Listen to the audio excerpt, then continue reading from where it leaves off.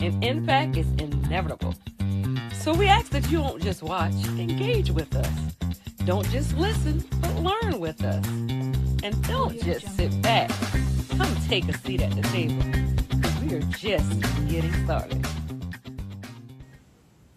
Good evening, everyone, and welcome back to Broadcasting Results with Rouse, where each individual has an opportunity to take a seat at the table. And tonight, you all, we have candidate Laura McKenzie of Williamsburg County Auditor's Office that are here tonight. While she run unopposed, she found it still necessary to want to come and assure that you stay engaged with her efforts and what she's looking forward to as she seek this next seat for the auditor's office. So tonight we welcome Miss McKenzie to the platform. Good evening, madam. Hey, how are you? Good, good, good. Thank you.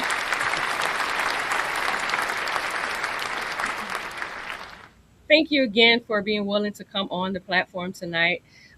Before we get started into what the auditor's office do, I always like for candidates to be able to engage with our viewers to tell us a little bit about yourself. Well, as we talked before, I have a house full of kids. Between my husband and I, there are seven. I was born and raised in Williamsburg County. I've been here all my life. I started my government employment with the town of Kingstree, and then I have been with the Williamsburg County Auditor's Office for over 17 years. Thank you for that. So 17 years in the auditor's office. Can you tell us what your experience was when you first started in the auditor's office until what it looks like now? Things have definitely progressed. Technology has really we have went far exceeding what we did when I started. Digitally, file, we're a lot more progressed with that. But the gist of it has stayed the same. We're supposed to be there to assist the customers and answer their questions and calculate the taxes fairly and be as transparent as we can be and help as much as we can. Thank you for that. So, what really inspired you to want to pursue the position of Williamsburg County Auditor? I guess for me, it's the next step up, and I love helping people.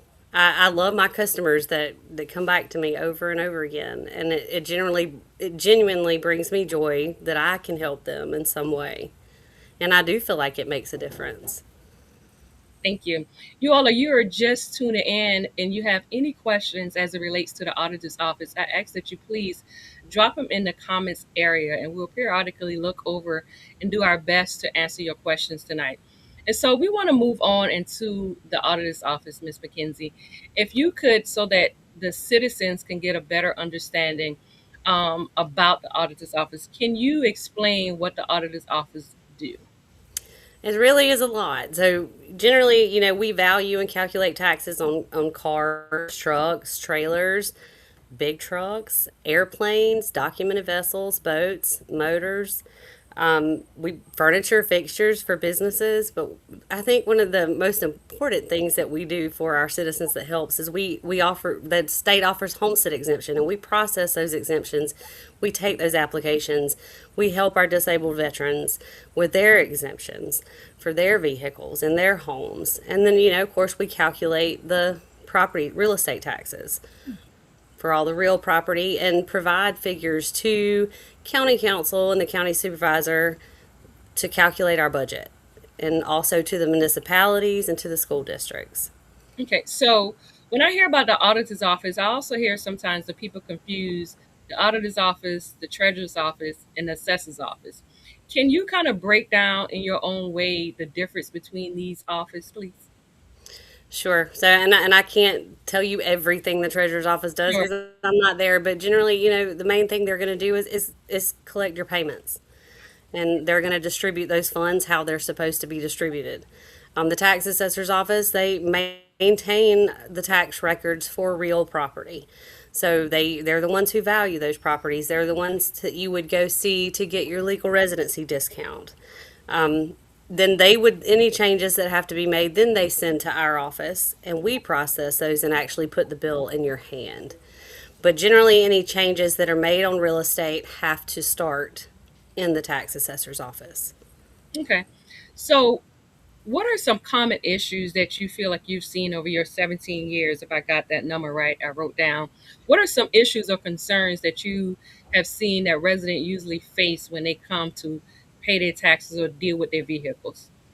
Well, I mean, it's just taxes are high in general, and of course, don't shoot the messenger. I'm just here, but a lot of them just don't understand. It's just a lack of information and a lack of not knowing what they qualify for as far as discounts go. We'll have taxpayers that'll come in that have been paying taxes at a higher rate for years and years that shouldn't have been. We'll have our veterans come in paying home taxes when they should have been exempt. Mm. Or the same with homestead exemption, our elderly and disabled, not knowing that they qualify. And I just feel like maybe we could do better at getting that information out to our citizens to make sure that they're getting every benefit they can get. Okay, so I have to ask this because I think everybody would love to save a dollar or two if they can. Can you tell us a little bit? And I know it's probably a list, but can you just point out some of the discounts that could be offered to senior citizens, to our veterans that your office supports? Sure. So for homestead exemption, you either have to be disabled, blind, or 65 or older to qualify for homestead exemption. And homestead exemption right now covers the first $50,000 appraisal value of your property. So if your property is valued at $50,000 or below, you only pay the $125 landfill fee every year. Um, for our veterans, you have to be 100% permanently and totally disabled, and it has to be a service connected disability. But they will exempt you on two vehicles and your home and up to 5 acres of land. Okay. And our Veterans Affairs office, those girls over there are wonderful, and they help. They've been great at helping our veterans apply and get everything they can get. Thank you for that.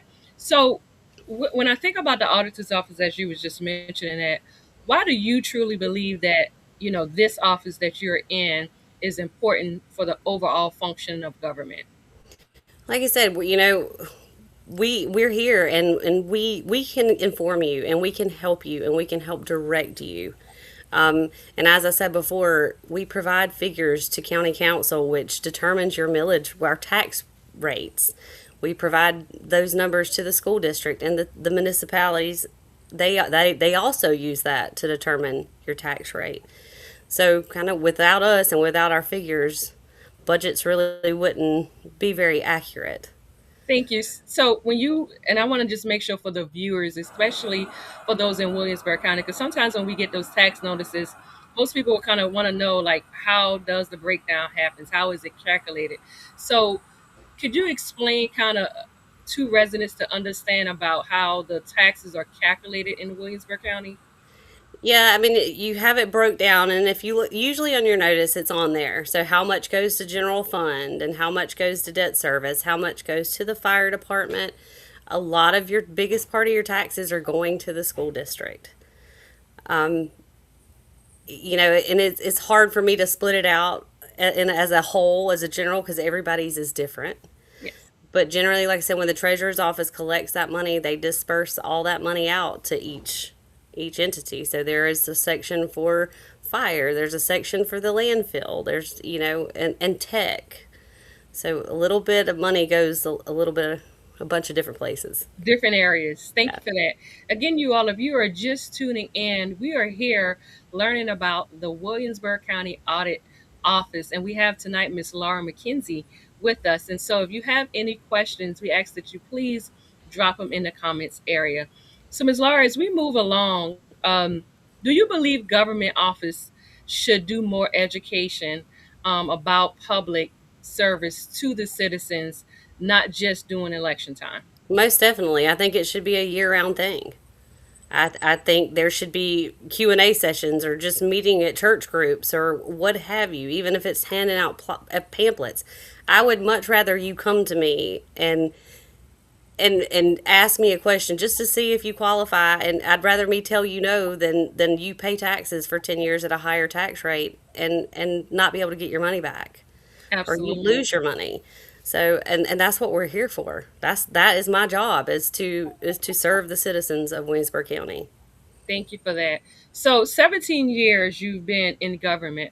Um, Getting elected, because right now you're running unopposed, but getting elected, are there any improvements or any enhancements that you see yourself bringing to the auditor's office? The biggest thing is what you just said, is making sure the public has access to me, that I am getting out to the citizens and trying to truly make a difference in their lives, even if it's just saving them a couple dollars here and there, but it's better in their pocket.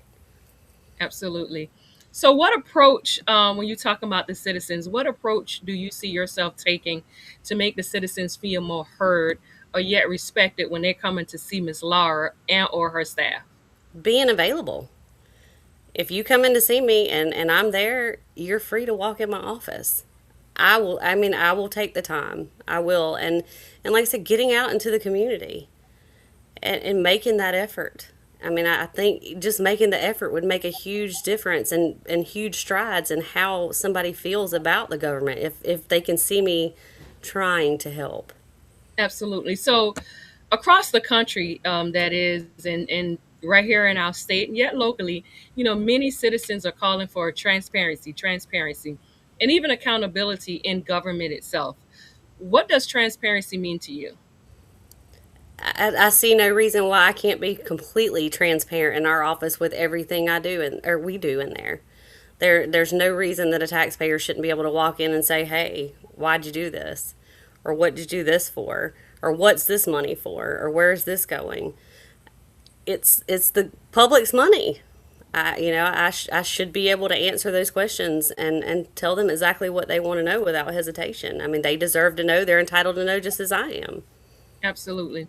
So, what would you encourage residents to do when they believe that their taxes are incorrect? Ask questions. Just come in and ask. It does not cost a thing other than 5 minutes of your time to ask a question. Because you know what? We are human. We are human in our office. Everybody can make a mistake. If I told you that clerical errors were not made at some point in time or another, I would be lying to you.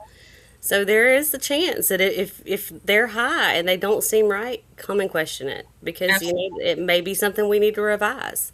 Thank you for that. So, you mentioned earlier, Ms. Laura, about tax exemption.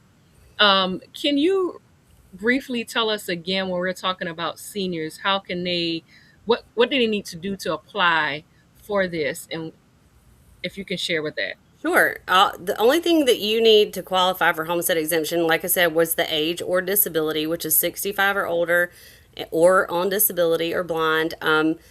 Your picture ID, social security card. If you're qualified due to disability, we need your letter from Social Security that has your onset date of disability, which means the date Social Security deemed you disabled. And the other requirement is you have to have the legal residency, which is provided through our tax assessor's office. Okay. Now, oftentimes you have residents that has more than one property. Can you explain that process? You're by law only required to have one primary residence in the state of South Carolina, and that would apply to the legal residency discount. And the same goes for homestead. The state only allows you legal or homestead exemption on one home, and that would be your primary home. So specifically, the your ID, if I'm hearing you right, Right. needs to match the That's right. property in which you're trying to apply for. That's exactly right. So your credentials have to match the home that you're applying for. Gotcha. Okay, so how often, when I'm hearing this, how often is there like a reassessment needs to be done often when Uh, people are the applying? tax and this is a tax. The tax assessor's office reassesses. Are you talking about the reassessment for property, for real Yes. property? Hmm. So the tax assessor's office mainly they start that process for reassessment, and I think generally it's done every 5 years. And then when we get ready to do our calculations and our projections for what the taxes will be for the upcoming year, that's when the auditor's office gets involved. Okay, sure. Um, when we talk about first-time homeowners, is there any advice that you would give them if someone is moving to Williamsburg County and need to come to your office? Sure. I would advise anybody who is buying a home to call us and get a tax estimate before you purchase that home. because we see a lot of first time home buyers who are shell shocked when they Yes. get that first property tax notice. So, it's same thing with a car. You can call us before you purchase that car, give us the VIN number, we can give you a tax estimate. It takes a few minutes, just a few minutes to do it. That would be the most important advice I could give. Thank you for that. Do you all have any enhancement via website that the citizens can access in regards to what you just mentioned?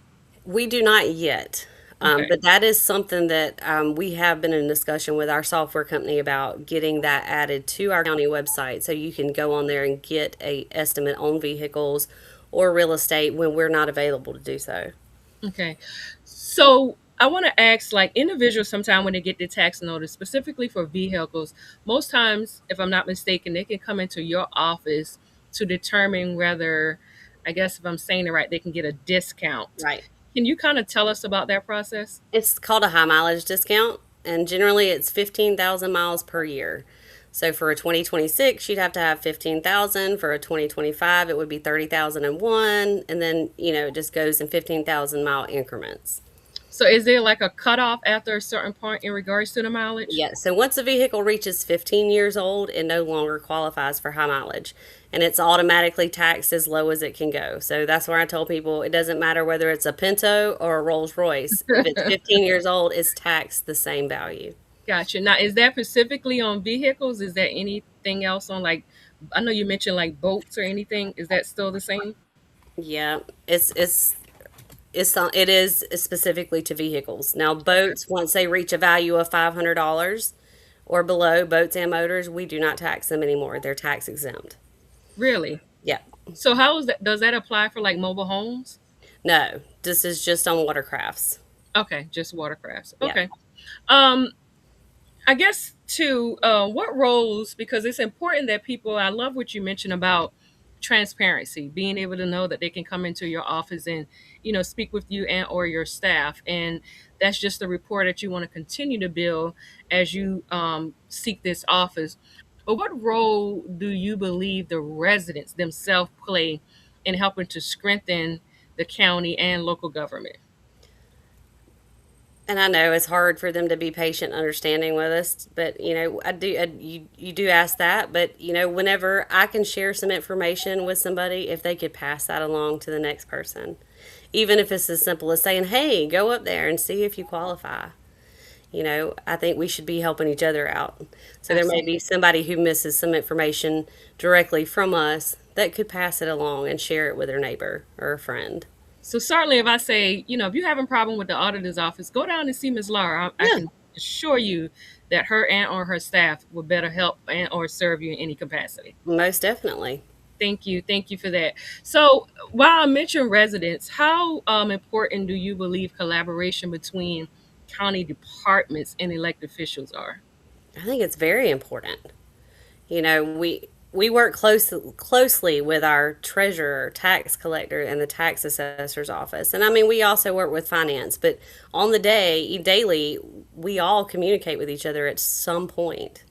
Or they're taking work we did and processing it in another office. I mean, it's very important. Absolutely. So while we know that it's important, and obviously you have to work with both sides, the elected officials and with different county offices, how would you, I guess I should say, build that trust between your office specifically and the people in Williamsburg County overall? Like I said, just making myself available, making myself transparent, giving me the opportunity to help them, and just by see how I respond, and judge me off of my actions and how well I do, and let me show you how I can help you, and that I will be here to support you. Thank you for that. Um, can you define for us what does successful leadership looks like? I think well, I'm blessed in our office that since Miss Sally, I've worked under Miss Sally Mazan, who a lot of people know. She was a wonderful example and a wonderful boss, and she made a very comfortable work environment.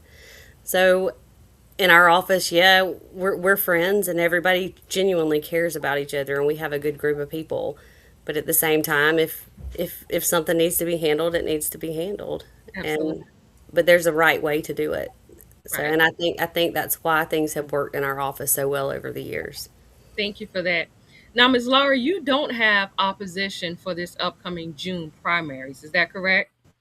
That is correct. Okay, so giving preceding June, you still have to make it through the November elections, which is the general. And if succeeding that, what would success look like for you for the next 4 years?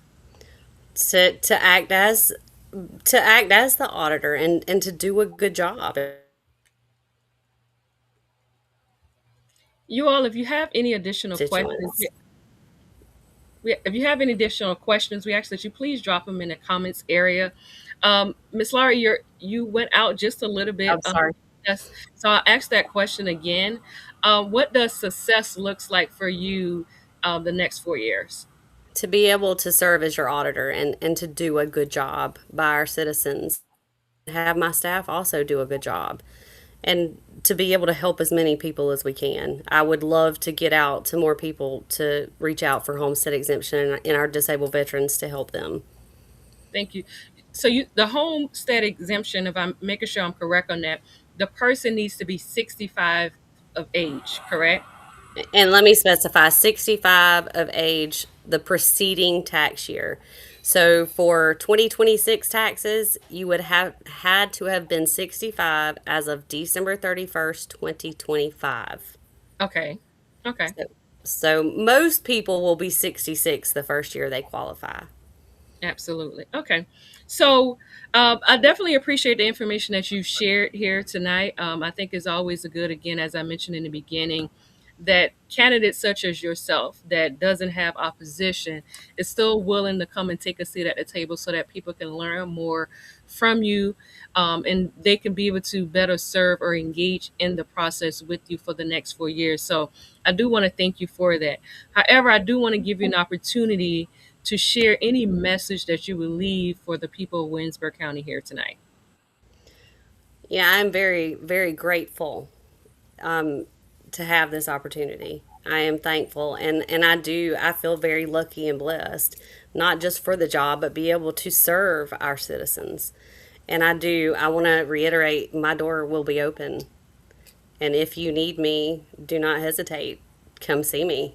And that will continue. So please do not hesitate to come in and ask questions. And I'll promise that I will do everything I can to help. Thank you. Again, you all, I have known Miss Laura for many years now, and I must say, she has, her and her office itself, the staff, have definitely been some great group of young ladies to work with. And I could definitely say they've had an open door policy. If you needed them, they was there. If it was a question, they didn't have the answer right then and there, they're going to definitely tell you to take a seat and they're going to go and find it. And so, Ms. Laura, I just want to say thank you to you and your services that you've done over the years. We're looking forward to having you as our next county auditor for Williamsburg County. And again, you all, she said that she has an open door. So we're going to make sure that accountability stands. We They can appreciate. come see me now. I mean, Okay, great. There you go, you I'm all. not You gonna can come wait. to see her now. You don't even have to wait. So I appreciate that. Again, you all, tonight was indeed a pleasure just to have Ms. Laura available to join us. Tonight just reminds us of local government and why it still matters about local decisions and the impact that they have for our people every day. We see what's happening at the national level. We see what's happening at the state level. And here we are at the local level. And so, again, Ms. Laura, we thank you for taking a seat tonight at the table. We thank you for the support that you are giving our residents to better understand the role and the importance of the auditor's office because many people have questions. So now that it's open, it's publicly, you all don't have to wait till she officially get in the seat. That's You all can right. come now. And someone just put in the comments they'll be there tomorrow. So we You, look forward to that. you come see me. I'll be there all day. She is open arms. I can definitely say she is. So again, you all, we thank you all for viewing broadcasting results with Rouse, where we remain committed to making sure that we create conversations that can better educate you, inform you, and allow you to connect with your communities for the people and the issues that we face every day. So, to you again, Ms. Laura, we thank you. We thank our viewers for tuning in. Stay informed, stay engaged, stay involved. Remember, early voting starts May 26th through June 5th, and election day is June 9th. And we ask and encourage each of you to please, please, please Please go vote. vote. It is important that we all go out and vote. So again, I bid you all a good night. Ms. Laura, thank you again. And until next time, you all, we'll be back this Thursday with another guest that is coming to take a seat at the table. Stay tuned. You all be blessed.